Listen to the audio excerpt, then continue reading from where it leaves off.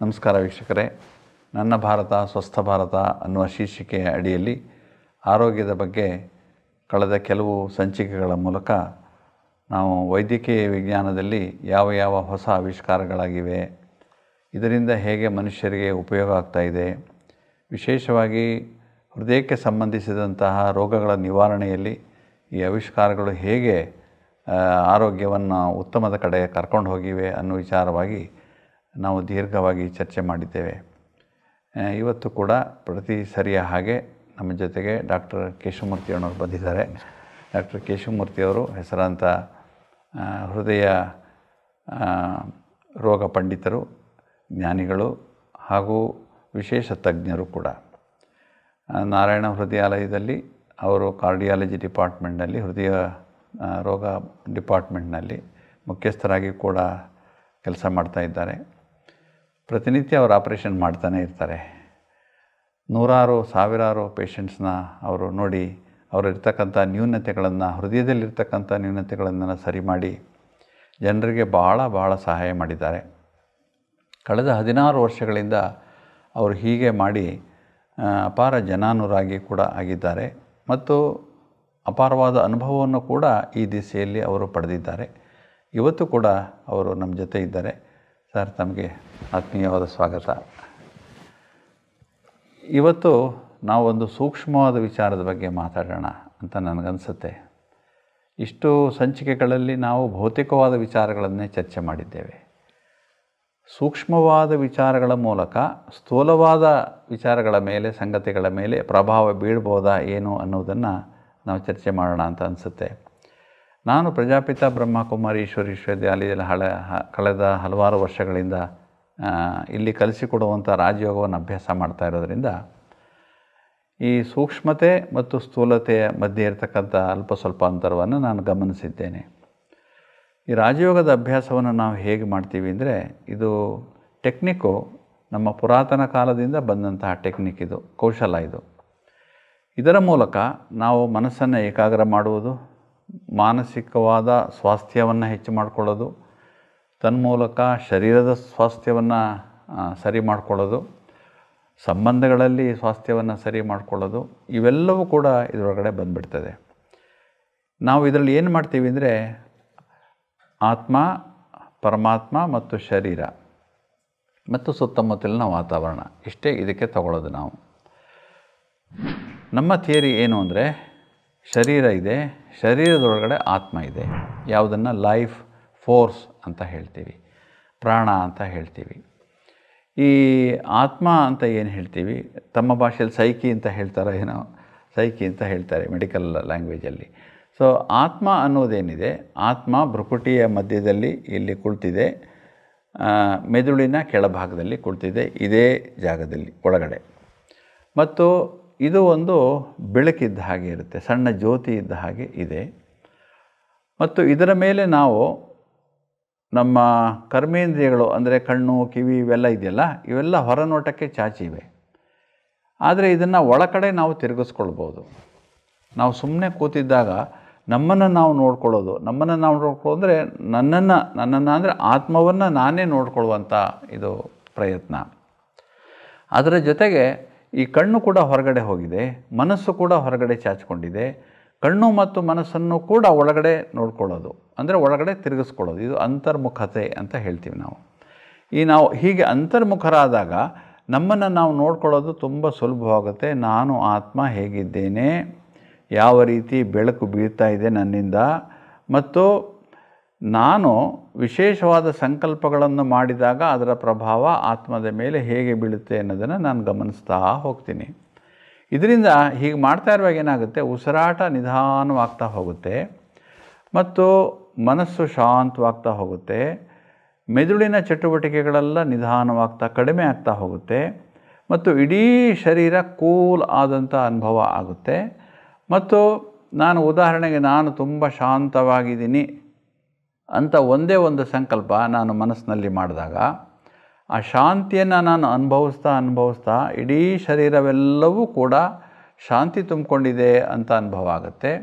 ಶರೀರದ ಒಂದೊಂದು ಸೆಲ್ಸ್, ನನ್ನ ಜೀವಕೋಶಗಳೇನಿವೆ, ಆ ಜೀವಕೋಶದಲ್ಲಿ ಶಾಂತಿಯ ಶಕ್ತಿ ತುಂಬಿಕೊಂಡಿದೆ ಅದರ ಮೂಲಕ ನನ್ನ ಇಡೀ ಶರೀರದ ಎಲ್ಲ ಅಂಗಾಂಗಗಳು ಶಾಂತವಾಗಿಬಿಟ್ಟಿವೆ ಅನ್ನೋ ಫೀಲಿಂಗ್ ಮಾಡ್ತೀನಿ. ಇಷ್ಟಕ್ಕೆ ನಿಲ್ಲಲ್ಲ. ನನ್ನಲ್ಲಿರುವಂಥ ಈ ಶಾಂತಿ, ಶರೀರದಲ್ಲಿರುವಂಥ ಶಾಂತಿ, ಆತ್ಮದಲ್ಲಿರುವಂಥ ಶಾಂತಿ ಇವೆಲ್ಲವೂ ಕೂಡ ಪ್ರಕಂಪನಗಳ ಮೂಲಕ ಹೊರಗೆ ಹೋಗ್ತಾ ಇದೆ. ಹೇಗೆ ಗಂಧದ ಕಡ್ಡಿ ಹಚ್ಚಿದಾಗ ಅದರ ಸುವಾಸನೆ ಹೇಗೆ ಸುತ್ತ ಹರಡ್ತದೋ ಹಾಗೆ ನನ್ನಲ್ಲಿರ್ತಕ್ಕಂಥ ಶಾಂತಿ ಇರ್ಬೋದು, ಪ್ರೀತಿ ಇರ್ಬೋದು, ಸಂತೋಷ ಇರ್ಬೋದು, ಆನಂದ ಇರ್ಬೋದು, ಸಂತುಷ್ಟತೆ ಇರ್ಬೋದು, ಇವೆಲ್ಲ ದಿವ್ಯ ಗುಣಗಳು. ಈ ದಿವ್ಯ ಗುಣಗಳನ್ನು ಅಭ್ಯಾಸ ಮಾಡ್ತಾ ಮಾಡ್ತಾ ಇವು ನನ್ನಿಂದ ಹೊರಗಡೆ ಹೋಗ್ತಾ ಇರ್ತವೆ. ನಾನು ಕಳಿಸ್ತೀನಿ ಅಂತ ಅಲ್ಲ, ಅವೇ ಹೋಗ್ತಾ ಇವೆ. ಹೇಗೆ ಅಂದರೆ ಗಂಧದ ಕಡ್ಡಿ ಹಚ್ಚಿದಾಗ ತಾನೇ ತಾನಾಗಿ ಹೋಗ್ತದೋ ಹಾಗೆ ನನ್ನಲ್ಲಿರ್ತಕ್ಕಂಥ ಆಂತರಿಕವಾದ ಗುಣಗಳಿರ್ಬೋದು, ಶಕ್ತಿಗಳಿರ್ಬೋದು, ಸದ್ಭಾವನೆಗಳಿರ್ಬೋದು, ಇವು ತಾನೇ ತಾನಾಗಿ ನನ್ನ ಶರೀರದ ಮೂಲಕ ಹೊರಗಡೆ ಹೋಗ್ತಾ ಇರ್ತದೆ. ಇದರಿಂದ ವಾತಾವರಣ ಶುದ್ಧ ಆಗ್ತದೆ, ವಾತಾವರಣದಲ್ಲಿ ಸೌಹಾರ್ದತೆ ಮೂಡ್ತದೆ. ನನ್ನಲ್ಲಿ ಸ್ಥಿತಿ ಚೆನ್ನಾಗಿರೋದ್ರಿಂದ ನಾನು ಯಾವ ಕರ್ಮ ಮಾಡಿದ್ರೂ, ಯಾವ ವ್ಯವಹಾರ ಮಾಡಿದ್ರೂ ಅದರಲ್ಲಿ ಈ ಗುಣಗಳನ್ನು ಕಾಣ್ಬೋದು. ಶಾಂತಿ ಇರ್ಬೋದು, ಸಂತೋಷ ಇರ್ಬೋದು ಕಾಣ್ಬೋದು. ಯಾಕೆಂದರೆ ನನ್ನ ಮೂಲಭೂತವಾದ ಶಕ್ತಿಯೇ ಶಾಂತಿ ಮತ್ತು ಪ್ರೀತಿ ಇದೆ. ಶಾಂತಿ ಮತ್ತು ಪ್ರೀತಿ ಎಷ್ಟು ಬಲವಾದ ಅಸ್ತ್ರಗಳು ಅನ್ನುವುದು ಎಲ್ಲರೂ ಗೊತ್ತಿದೆ. ಆದ್ದರಿಂದ ಹೀಗೆ ನಾವು ಮಾಡಿದಾಗ ನಮ್ಮ ಸುತ್ತಮುತ್ತ ಇರತಕ್ಕಂಥ ಎಲ್ಲರಿಗೂ ಕೂಡ ಅದರ ಪ್ರಭಾವ ಬೀರ್ತದೆ. ನಮ್ಮ ಒಳಗಡೆ ಮೆಡಿಟೇಟಿವ್ ಸ್ಟೇಜ್ ಏನಿದೆಯಲ್ಲ, ಧ್ಯಾನದ ಒಂದು ಪ್ರಕ್ರಿಯೆ ಏನಿದೆಯಲ್ಲ, ಆ ಪ್ರಕ್ರಿಯೆ ಆಳಕ್ಕೆ ಕೂಡ ನಾನು ಹೋಗ್ಬೋದು. ಪ್ರಕ್ರಿಯೆ ಆಳಕ್ಕೆ ಹೋಗ್ತಾ ಹೋಗ್ತಾ ಈ ಅಭ್ಯಾಸ ಇನ್ನೂ ಎಷ್ಟು ಬಲವಾಗುತ್ತೆ ಮತ್ತು ಅದರಿಂದ ತುಂಬ ನಮಗೆ ಒಂದು ರೀತಿಯ ಆಂತರಿಕವಾದ ಸಾಧನೆ ಮಾಡಿದಂಥ ಸಂತೋಷ ಲಭಿಸುತ್ತೆ. ಹೀಗೆ ನಾವು ಮಾಡಿದಾಗ ಇದರ ಪ್ರಭಾವ ನಮ್ಮ ಶರೀರದ ಅಂಗಾಂಗಗಳ ಮೇಲೆ ಆಗುತ್ತೆ ಅಂತ ನಾವು ಅನುಭವ ಮಾಡ್ತೀವಿ. ಅದನ್ನು ನಡೆದಾಡುವಾಗ, ಓಡಾಡುವಾಗ, ಬೇರೆಯವ್ರನ್ನ ನೋಡಿದಾಗ, ವ್ಯವಹಾರಗಳನ್ನು ಮಾಡಿದಾಗ ಎಲ್ಲ ಸಮಯದಲ್ಲಿ ನನ್ನಲ್ಲಿರ್ತಕ್ಕಂಥ ಶಕ್ತಿಗಳು ನನಗೆ ಸಹಯೋಗ ಕೊಡ್ತಾ ಇವೆ ಅಂತ ಅನುಭವ ಮಾಡ್ತೀವಿ. ಇದರ ಜೊತೆಗೆ ಪರಮಾತ್ಮನಲ್ಲಿರ್ತಕ್ಕಂಥ ಶಕ್ತಿ ಕೂಡ ನಾನು ಆತ್ಮನಲ್ಲಿ ಪ್ರವೇಶ ಮಾಡ್ತದೆ ಅಂತ ಅನುಭವ ಮಾಡ್ತೀವಿ. ಇದು ಯಾವಾಗ ಆಗುತ್ತೆ ಅಂದರೆ ನನ್ನ ಮನಸ್ಸು ಆಲ್ಮೋಸ್ಟ್ ಸೈಲೆಂಟ್ ಆದಾಗ, ನನ್ನಲ್ಲಿರ್ತಕ್ಕಂತಹ ಸಂಕಲ್ಪಗಳ ಸಂಖ್ಯೆ ತೀರಾ ಕಡಿಮೆಯಾಗಿ 1-2ಕ್ಕೆ ಬಂದಾಗ, ಆ ಸಮಯದಲ್ಲಿ ಪರಮಾತ್ಮನಿಂದ ಶಕ್ತಿಗಳು ಅವು ಸದಾಕಾಲ ಎಲ್ಲ ಕಡೆ ಇರ್ತವೆ, ಬೆಳಕಿದ್ದ ಹಾಗೆ. ಅದು ಒಂದು ಬೆಳಕಿನ ಪ್ರಕಂಪನವೇ. ಆ ಪ್ರಕಂಪನಗಳು ಆತ್ಮದಲ್ಲಿ ಪ್ರವೇಶ ಆಗಿ ನನಗೆ ಇನ್ನೂ ಹೆಚ್ಚು ಶಕ್ತಿ ಕೊಡ್ತದೆ. ಇದು ರಾಜಯೋಗದ ಅಭ್ಯಾಸ. ಈ ರಾಜಯೋಗ ಅಭ್ಯಾಸ ಮಾಡೋದ್ರಿಂದ ನನ್ನ ಆರೋಗ್ಯ ಮೊದಲಿಗಿಂತ ಸುಧಾರಣೆ ಆಗಿದೆಯೇನೋ ಅಂತ ಅನಿಸುತ್ತೆ.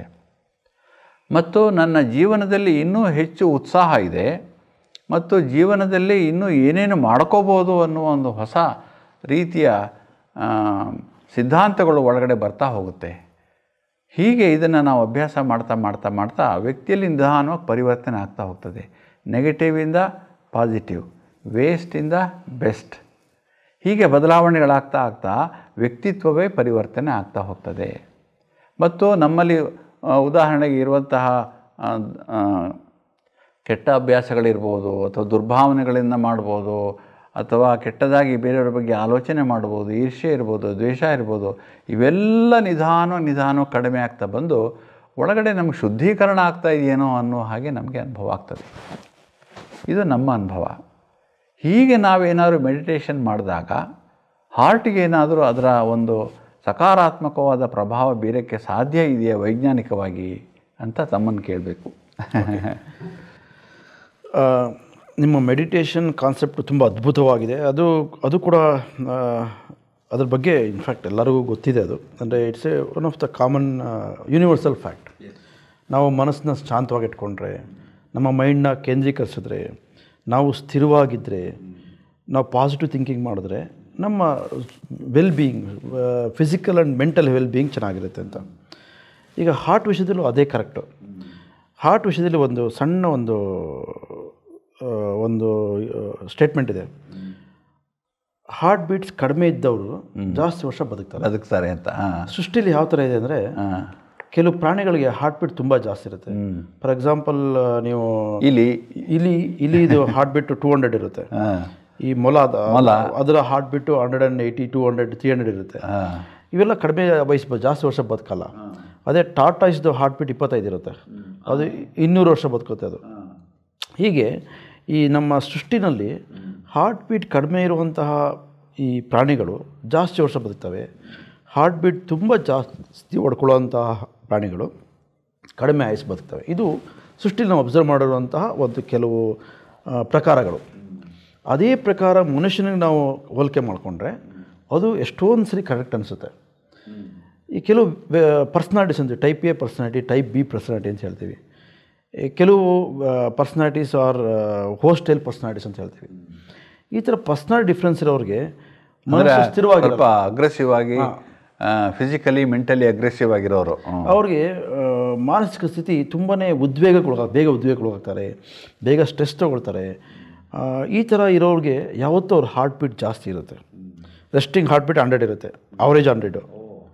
ಸೊ ಈ ಥರ ಹಾರ್ಟ್ ಬೀಟ್ ಜಾಸ್ತಿ ಇರೋದ್ರಿಂದ ಅವ್ರಿಗೆ ಹಾರ್ಟ್ ಕಾಯಿಲೆಗಳು ಬರೋ ಚಾನ್ಸಸ್ ಜಾಸ್ತಿ, ಹಾರ್ಟ್ ಅಟ್ಯಾಕ್ ಆಗೋ ಸಂಭವಗಳು ಜಾಸ್ತಿ. ಇದು ನೋನ್ ಫ್ಯಾಕ್ಟ್, ಇದು ಪ್ರೂವ್ ಆಗಿದೆ ಆಲ್ಮೋಸ್ಟ್. ಇನ್ಫ್ಯಾಕ್ಟ್ ದೇರ್ ಇಸ್ ಒಂದು trial card inter heart trial, ಮೊನ್ನೆ ಮಾತಾಡಿದ್ನಲ್ಲ, ಇಂಟರ್ ಹಾರ್ಟ್ ಟ್ರಯಲ್ ಅಂತ ಒಂದು ಟ್ರಯಲ್ ಮಾಡಿದ್ದಾರೆ.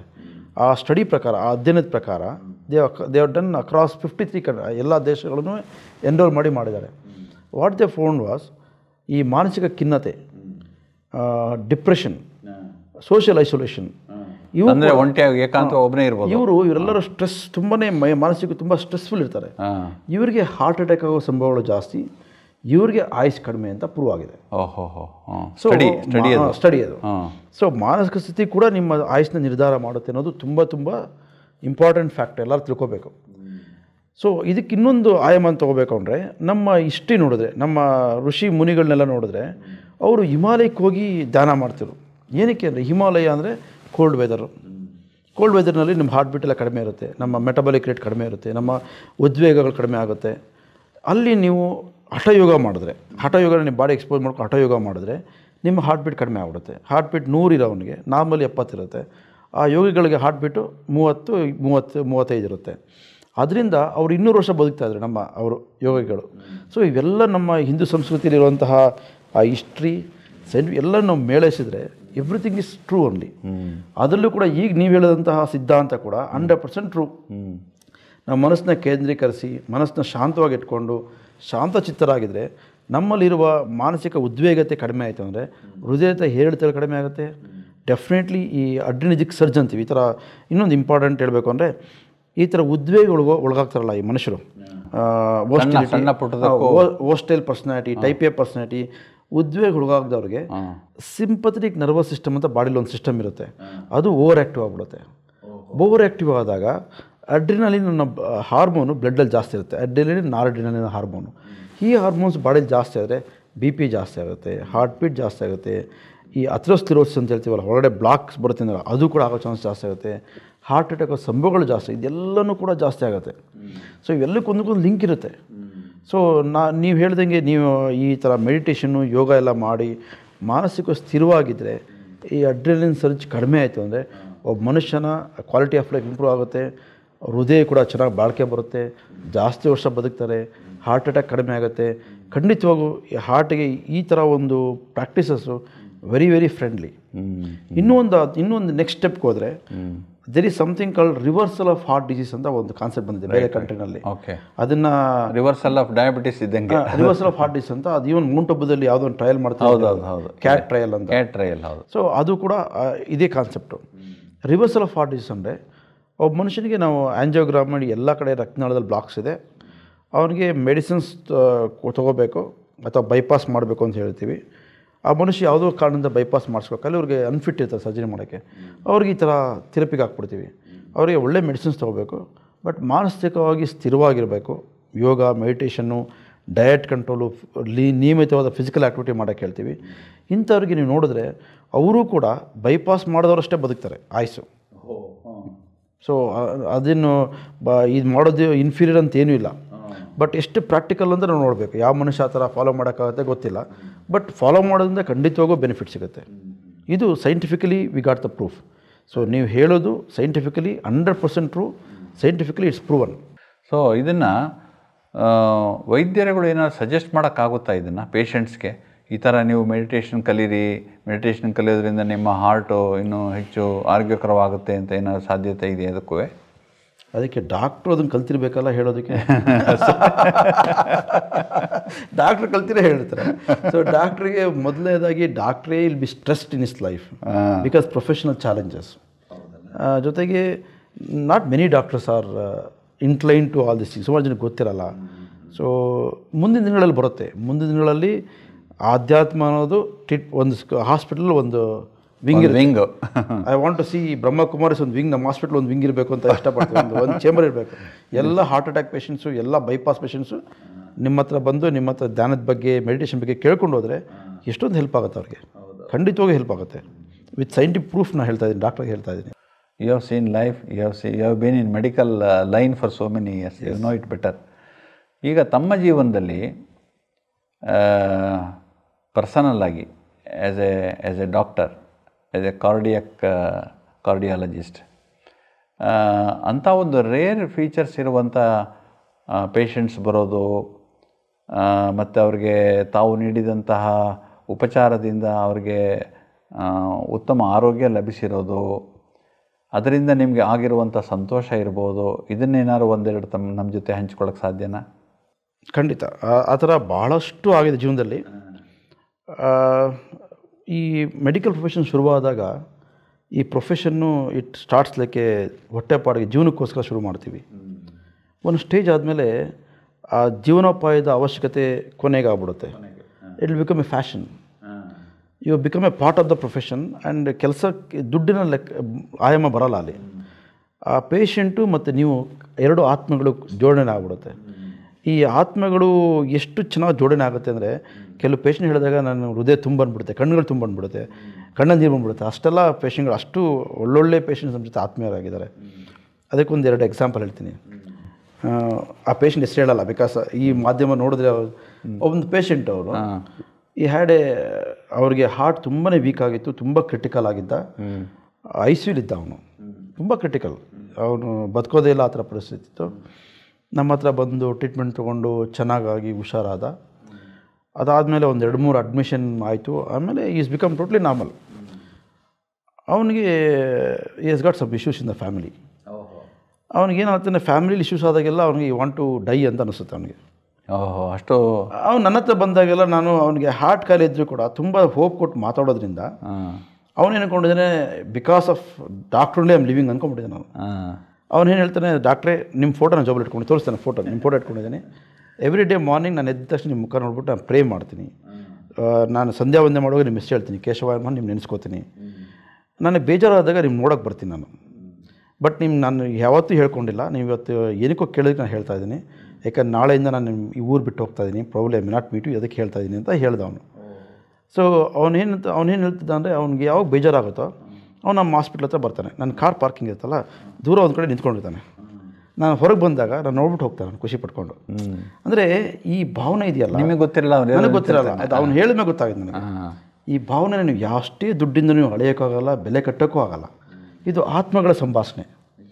ಅವನು ಕಂಡ್ರೆ ನನಗೆ ಅಷ್ಟೇ ಪ್ರೀತಿ. ನನಗೆ ಅವನು ಕಂಡ್ರೆ ತುಂಬಾ ಆತ್ಮೀಯ, ಅವನು ತುಂಬ ಒಳ್ಳೆ ಮನುಷ್ಯ. ಅವನು ಹೆಸರು ಹೇಳೋಕ್ಕೆ ಇಷ್ಟ ಇಲ್ಲ ನನಗೆ. ಅವ್ನು ಬಂದಾಗೆಲ್ಲ ಅವನಿಗೆ I to talk to him personally. ಅವನ ಚಿಕ್ಕ ಮಗಳಿದ್ದಾಳೆ, ಅವ್ರ ಫ್ಯಾಮಿಲಿ, ಅವ್ರ ಮನೆ ಫ್ಯಾಮಿಲಿ ಪ್ರಾಬ್ಲಮ್ಸ್ ಹೇಳ್ತಾ ಇದ್ದೆ, ನಾನು ಬೈತಾ ಇದ್ದೆ. I to tell more like a family member, ಅವ್ರಿಗೆಲ್ಲ ಅಡ್ವೈಸ್ ಮಾಡ್ತಾಯಿದ್ದೆ. ಚೆನ್ನಾಗಿದೆ. ಇದು ಒಂದು ಎಕ್ಸಾಂಪಲು. ಅಂದರೆ ಒಬ್ಬ ಡಾಕ್ಟ್ರು can become a part and parcel of their family, can become a god for them ಅನ್ನೋದಕ್ಕೆ ಒಂದು ಎಕ್ಸಾಂಪಲ್. ನಾನು ಇದರಲ್ಲಿ ನನ್ನ ಗ್ರೇಟ್ನೆಸ್ ಅಂತ ಏನು ಹೇಳ್ತಾ ಇಲ್ಲ, ಇದು ಖಂಡಿತವಾಗೂ ನನ್ನ ಗ್ರೇಟ್ನೆಸ್ ಇಲ್ಲ. ನಾನೊಬ್ಬ ಆರ್ಡಿನರಿ ಡಾಕ್ಟ್ರಿಗೆ ಟ್ರೀಟ್ಮೆಂಟ್ ಮಾಡಿದೆ, ಆಮೇಲೆ is become so close to me, is ಆತ್ಮೀಯ ಆಗ್ಬಿಟ್ಟ ಅವನು. ಬಟ್ ಅವನ್ನ ಅದಕ್ಕಿಂತ ಜಾಸ್ತಿ ಅವನ ತಲೆ ಇಟ್ಕೊಂಡಿದ್ದಾನೆ. ಅದು ಐ ಡೋಂಟ್ ನೋ ಹೌ. ಇದೊಂದು ಎಕ್ಸಾಂಪಲ್. ಇನ್ನೊಂದು ಎಕ್ಸಾಂಪಲ್ ಕೊಡ್ತೀನಿ. ಒಂದು ಪೇಷಂಟು, ಅವನು ಒಬ್ಬ ಸಾಫ್ಟ್ವೇರ್ ಇಂಜಿನಿಯರು.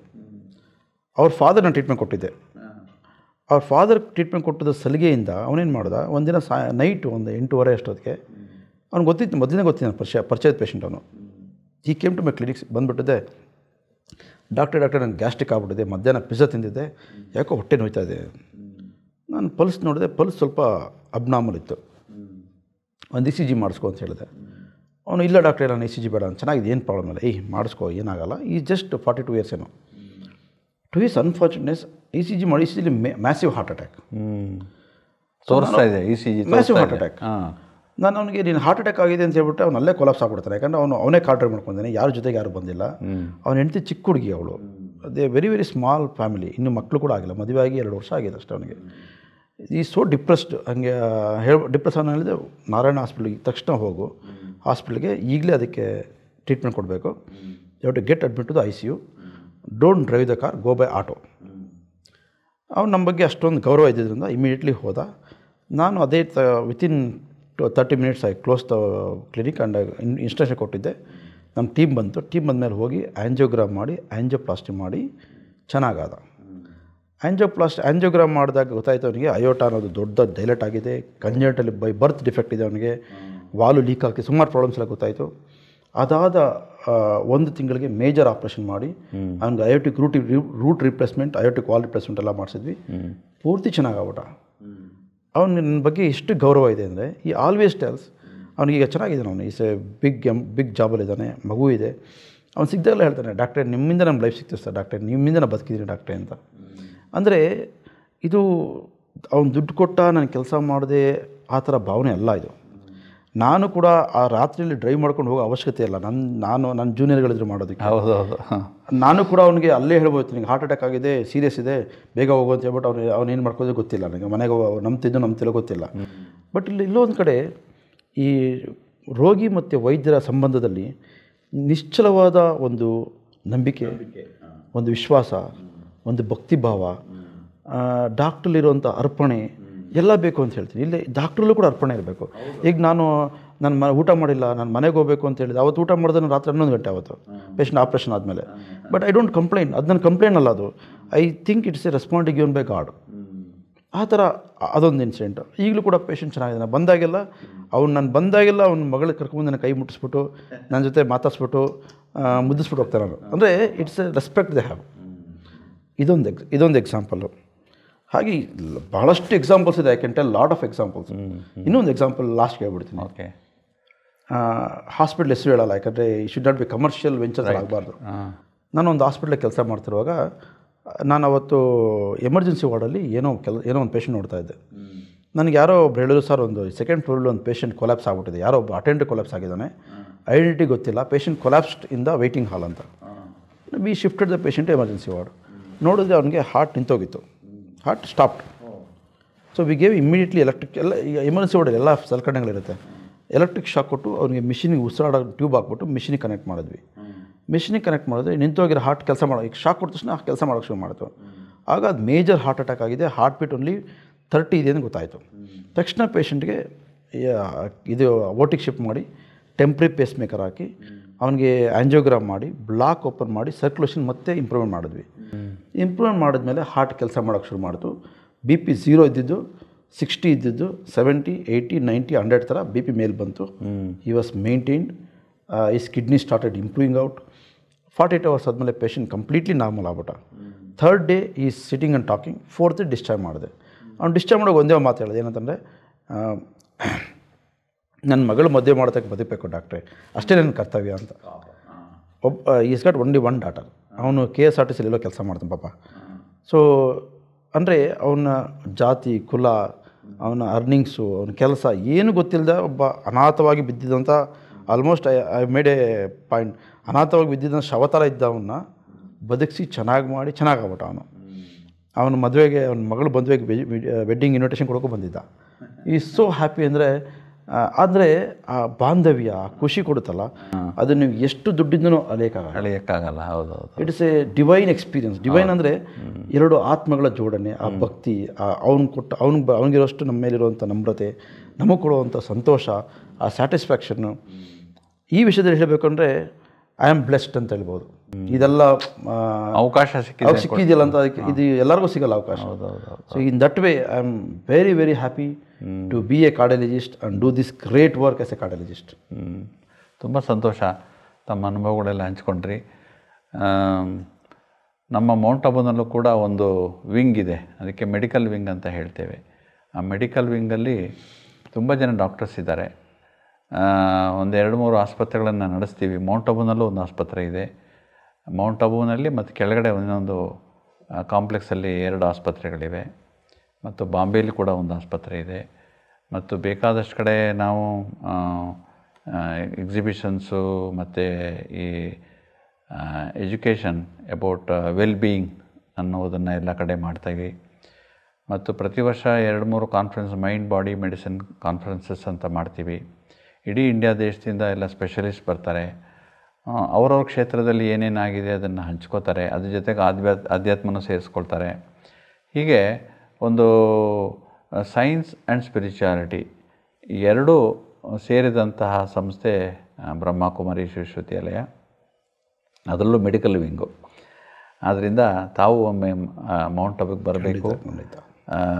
ನಮ್ಮಲ್ಲಿ ಆಗುವಂಥ ಕಾನ್ಫರೆನ್ಸಲ್ಲಿ ತಾವು ಭಾಗವಹಿಸಬೇಕು. ತಮ್ಮ ಪತ್ನಿ ಕೂಡ ವೈದ್ಯರಾಗಿರೋದ್ರಿಂದ ತಾವು ತಮ್ಮ ಪತ್ನಿ ಇಬ್ಬರು ಬರಬೇಕು ಅಂತ ನಾವು ವಿನಂತಿಸ್ಕೊಳ್ತೇವೆ. ಮತ್ತು ತಾವು ಇನ್ನೂ ಸ್ವಲ್ಪ ಸಮಯ ಮಾಡಿಕೊಂಡು ಯಾವಾಗಲಾದರೂ ಹೀಗೆ ಬಂದು ನಮ್ಮ ಜೊತೆ ಚರ್ಚೆ ಮಾಡಿ ವೀಕ್ಷಕರಿಗೆ ಇನ್ನೂ ಹೊಸ ಹೊಸ ವಿಷಯಗಳನ್ನು ತಿಳಿಸಿ. ಯಾಕಂದರೆ ವಿಜ್ಞಾನ ಅನ್ನೋದು ಒಂದು ಕಡೆ ನಿಲ್ಲಲ್ವಲ್ಲ, ಆವಿಷ್ಕಾರಗಳು ಆಗ್ತಾನೆ ಇರ್ತವೆ, ಹೊಸ ಹೊಸ ಬರ್ತಾನೆ ಇರ್ತದೆ, ಜನಗಳಿಗೆ ಅನುಕೂಲನೂ ಕೂಡ ಹೆಚ್ಚಾಗ್ತಾನೆ ಇರುತ್ತೆ. ಆದ್ದರಿಂದ ಈ ರೀತಿಯ ವಿಷಯಗಳಲ್ಲಿ ತಮ್ಮ ಭಾಳ ಅಮೂಲ್ಯವಾದಂತಹ ವಿಷಯಗಳನ್ನು ತಿಳಿಸಿದ್ದೀರಿ. ಇನ್ನೂ ಹೆಚ್ಚು ವಿಷಯಗಳನ್ನು ತಾವು ನಮಗೆ ತಿಳಿಸಬೇಕು ಅಂತ ತಮ್ಮಲ್ಲಿ ವಿನಂತಿ ಮಾಡ್ಕೊಳ್ತಾ ಧನ್ಯವಾದಗಳನ್ನು ಮಾಡ್ಕೊಳ್ತೀನಿ. ವೀಕ್ಷಕರೇ, ಇವತ್ತು ಡಾಕ್ಟರ್ ಕೆ ಶಿವಮೂರ್ತಿಯವರು ಇಷ್ಟು ಅನುಭವಿಗಳು, ಆದರೂ ಇಷ್ಟು ಸಮಯ ಮಾಡಿಕೊಂಡು ನಮ್ಮ ಜೊತೆ ಹೃದಯದ ಬಗ್ಗೆ ತುಂಬ ವಿಶೇಷವಾದ ವಿಚಾರಗಳನ್ನು ಹೃದಯ ಮುಟ್ಟುವಂತೆ ತಿಳಿಸಿದ್ದಾರೆ ಮತ್ತು ಹೃದಯ ತೆರೆದು ಹೇಳಿದ್ದಾರೆ. ಹಾಗೂ ಇನ್ನೂ ಈ ವಿಚಾರಗಳನ್ನು ತಿಳ್ಕೊಳ್ಬೇಕು ಅನ್ನುವ ಉತ್ಸಾಹವನ್ನು ಮತ್ತು ಪ್ರೇರಣೆಯನ್ನು ನಮಗೆ ಕೊಟ್ಟಿದ್ದಾರೆ. ನಿಮಗೆಲ್ಲರಿಗೂ ಕೂಡ ಈ ವಿಚಾರಗಳು ಮನ ಮುಟ್ಟುವಂತಿರಬೇಕು ಮತ್ತು ತಮ್ಮ ಜೀವನದಲ್ಲಿ ಈ ವಿಚಾರಗಳು ಬಹಳ ಬದಲಾವಣೆಗಳನ್ನ ಕೂಡ ತರಬಹುದು. ಹಾಗಾಗಿ ಈ ಮೈ ಇಂಡಿಯಾ ಹೆಲ್ದಿ ಇಂಡಿಯಾ ಅನ್ನುವ ಶೀರ್ಷಿಕೆ ಅಡಿಯಲ್ಲಿ ಆರೋಗ್ಯದ ಬಗ್ಗೆ ಈ ಕಾರ್ಯಕ್ರಮಗಳನ್ನು ಏನು ಮಾಡ್ತಾ ಇದ್ದೀವಿ, ಇದರ ಬಗ್ಗೆ ತಾವು ಭಾಗವಹಿಸಿ ಮತ್ತು ಹೊಸ ಹೊಸ ವಿಚಾರಗಳನ್ನು ಕಲಿತಾ ಇರಿ. ಆರೋಗ್ಯವನ್ನು ಸುಧಾರಿಸ್ಕೊಳ್ಳಿ, ತಮ್ಮನ್ನು ತಾವು ನೋಡ್ಕೊಳ್ಳಿ, ಆರೋಗ್ಯವಾಗಿರಿ. ಓಂ ಶಾಂತಿ. ನಮಸ್ಕಾರ.